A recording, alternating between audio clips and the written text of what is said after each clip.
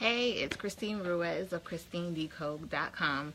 I was listening to some Wayne Dyer videos last night, actually last few days, but this morning when I was listening, he recited a poem about The Cookie Thief by Valerie Cox. Hold on, take this off. Hi, and of course, and as always, when you guys jump on, say hi, let me know who's here, where you're watching from. Hey, Emmett, how are you doing? Hi, Shalita. And I guess I should get on here later in the day because a lot of times I get on during the day.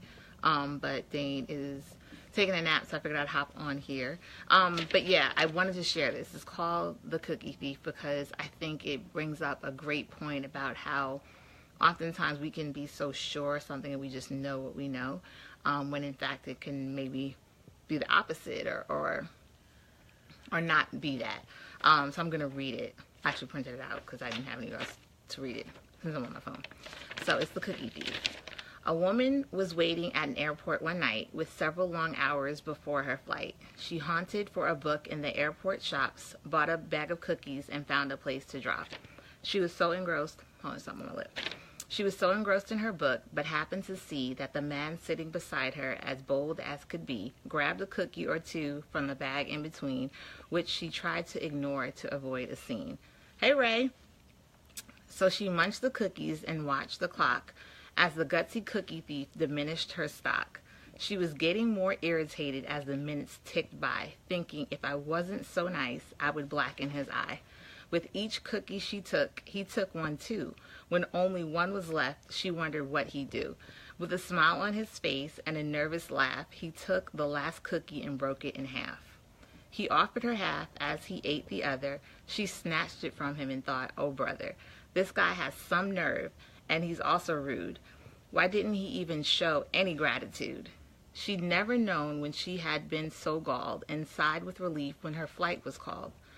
She gathered her belongings and headed to the gate, refusing to look back at the thieving ingrate.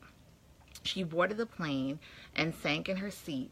Then she sought her book, which was almost complete. As she reached in her baggage, she gasped with surprise. There was a bag of cookies in front of her eyes. If mine are here, she moaned in despair, the others were his, and he tried to share. Too late to apologize, she realized with grief that she was the rude one, the ingrate, the thief.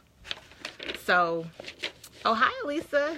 So, and again, for anybody who wants to see it, I might actually write the words later on in the comments so people can see it. But it's The Cookie Thief by Valerie Cox, not Cook. And when I heard it, it just was like, dag. Like, she really was sitting there eating this man's cookies thinking he was eating hers, but she just knew. She didn't even bother down to check and see. She knew she bought cookies. She knew this man was sitting next to her, and that's what she knew. She was just sure of the fact that he was taking from her and he was stealing her stuff, and never even considered that maybe she had reached into the wrong bag, and maybe that she was the one taking from someone else. Hey, thanks for the cookie emoji. I'm gonna add that in the thing. But yeah, it just makes me think how many times in life when we just know something. As a parent, I can personally tell you, there are times when I might tell my kids something and I just know I'm right, and they're like, Mom was actually here. And I'm like, oh, my bad. And like, this is after I have told them, you know, and it went off of them in my parentness, only to be corrected and realize I was wrong. And so I wanted to share that because I think it was just such, and if anyone else, feel free to share, type it in. But if anybody else has ever just known that they known something only to realize they were wrong. And I think it takes a lot of compassion and just vulnerableness, and you have to lose your ego, quite honestly, to then apologize and to state that you're wrong. That's something that I am intentional about when I am wrong with my kids, to be like, my bad, or I'm sorry, or I apologize. You were right and I was wrong. Just because I want my children to be able to do the same. And I be feeling, I'm like, damn, did I really mess up? Like, it's crazy how our ego and our pride can kind of stop us or keep us from just choosing peace and choosing kindness over being right or wrong. It's interesting, but I I know I'm not the only one. So don't y'all be up here acting like y'all have never just known something to be right, and then on the flip side realize that you're wrong, that you weren't right. I know it's not just me.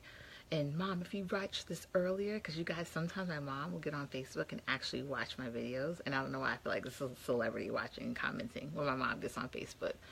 She doesn't even have a picture on her profile, but she watched my last video and comments, and I was like, Mama. But yeah, Mom, if you see this, you know, because I can be stubborn, but it's something that I definitely I'm very intentional about and conscious of, is noticing when I do mess up. And I guess if my husband watches this later, he's gonna be like, girl. But yes, even with him, it's just the thing of, in life sometimes we just know what we know. We're so sure about things, but sometimes it's good to just take a step back. And is it so important to be right every single time? Is it so important to win? Or is peace and harmony and kindness and being amicable, is that more important? I think probably different circumstances, different situations, different things, you know, may matter more than with others. I know when it comes to, like I said, my marriage or relationships, oftentimes for me, it's just more important to keep harmony, and not to not speak up just for keeping peace sake, but is it worth being tit for tat? And then, just like I said, taking the time to be aware, to do a self-check. We're getting so mad and so intense about things, but sometimes taking a step back and just evaluating, like, what is the real situation? If I'm angry, if I'm mad, what am I angry about? Is it because I'm hurt? Am I offended? Am I jealous? Or what is that feeling? And then going from there. Because sometimes it's not even the other person that's the issue, it's us. It's our insecurity, it's our vulnerability, it's our fear. Whatever it is, it's us. And we need to correct it first before trying to do someone else, or to change them, or to get them to see their ways. Oftentimes we need to see our own. So I wanted to share that. Hold on, who's this? Hi, Chanel. Yeah, definitely wanted to share that poem, and I'm gonna write it out again in the comments when I get off, because I think it's something definitely if people, like I said, I can recite it, but I think sometimes just to read the words and to see it, it's worth seeing. It's worth taking the time to look and evaluate our own selves and think, okay, in this situation, am I the cookie thief? Maybe that person is the cookie thief, but guarantee it, sometimes that person who's the cookie thief doesn't think they are, and they might think you are. So just in situations, starting to think about the cookie thief, the lesson that's in it, how we oftentimes are quick to judge and blame the other person, but what are we doing? What's our accountability? And in relationships and certain things, are we arguing to argue? Is the fight really worth it? Or is it just a good time to keep the peace and keep the harmony, and to react out of love, and not just blame and be ready to fight?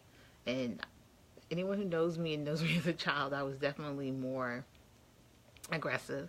My nickname was Mean Christine. I'm so nice now. So I know people are like, Mean Christine? Her? Yeah, but I was known for being Mean Christine. And I think definitely through the years, it's definitely been a lot of work, a lot of reflection, a lot of reading and learning and searching, for me to be able to just be more open, more reflective. And there's plenty of situations where, yeah, the other person was the ass. They was just in the wrong. But just not being so quick to win or to beat someone, or to fight. And instead, what can I get from this? Meaning, what can I learn from this? How can I grow from this? What is the situation even happening? What's my role to play in it? What do I choose? Who do I choose to be in the situation? That was it.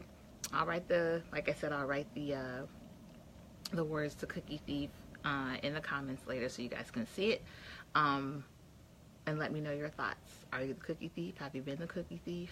Are you in a relationship with Cookie Thief? That actually sounds weird. Cookie is not the cookie in this situation. Okay? All right. Hope you guys had a great Wednesday. We got up to the 50s. Oh, and while I'm remembering, or before I forget, for any of my friends and followers or just people who watch this video, I sent an email list out for any of my LA people who maybe have their children in modeling, or more so want to get their children in modeling. There's a lot of, hey Kirby, I'm not a casting agent of course, but I know there's 2 big castings going on. I think one for Insecure and one for Grey's Anatomy, that both I think end this week. One ends tomorrow, one ends on the 9th. As far as submitting for the casting. So I already sent, thanks Ray, I already sent the email out to my group, to my list. But if you're interested and you're already on my email list and just want information on child modeling, send me a direct message, put it in the comments so that I can add you to that list. And if you're just interested in my email list anyway, send me a message or a direct message so I can get you on there and you can start getting that information. But that's it. And any of my business friends, if you're curious about sales funnels, don't know how to do it, there's a training tonight, 9 o'clock, so also message me if you want that. All right, I'm about to get on a quick training with some people I do business with, so hopping off. Bye.